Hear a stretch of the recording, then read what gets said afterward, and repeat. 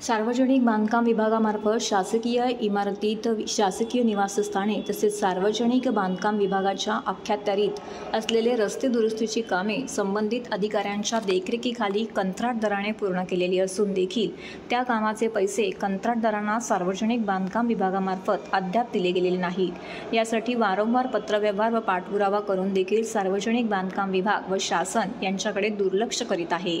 त्यामुळे आमच्यावर उपासमारीची वेळ आली असल्याचे ठेकेदार सांगतात।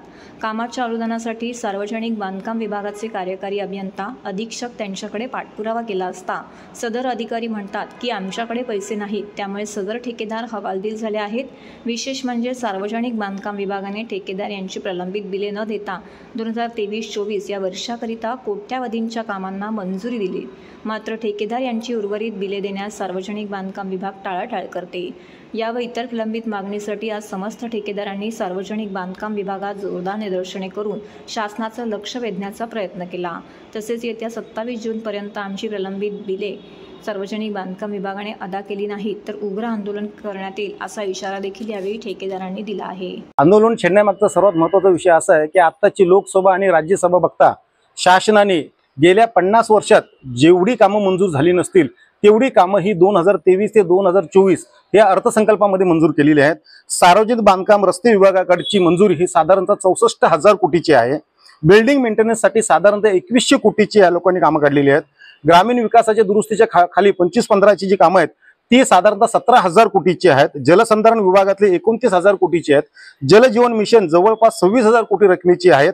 अशी अंदाजे आम्हाला मिळालेल्या माहितीनुसार अंदाजे 1 लाख कोटीच्याहून जास्त कामं ह्या शासनाने मंजूर केलेली आहेत। आता शासनाचा जर महाराष्ट्र सरकारचा जर बजेट पूर्ण बघितला तर तोच साधारणतः फक्त 70,000 कोटीच्या आसपास येतो आणि ह्यांनी कामच मंजूर केले ते 1 लाख कोटीच्या वरती, 1,000 लाख कोटीच्या वरती।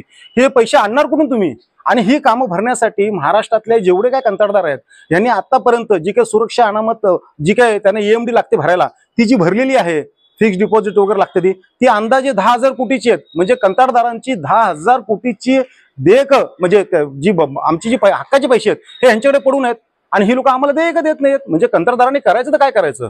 म्हणजे मला हे समजत नाही की शासन एकीकडे सांगते की आम्ही सगळीकडे विकासाचं पर्व करतोय, ते विकासाचं पर्व नसून हे कंत्राटदारांच्या विनाशाचं पर्व आहे असं आम्हाला वाटायला लागलेलं आहे। अधिकारी आज अधीक्षक अभियंत्यांना मंत्रालयामध्ये बैठक असल्यामुळे तिकडे गेले होते। उप अधीक्षक अभियंत्यांना आम्ही निवेदन दिलेले आहे, त्यांनी ते स्वीकार केलेलं आणि ते वरती प्रशासनाकडे पाठवतील।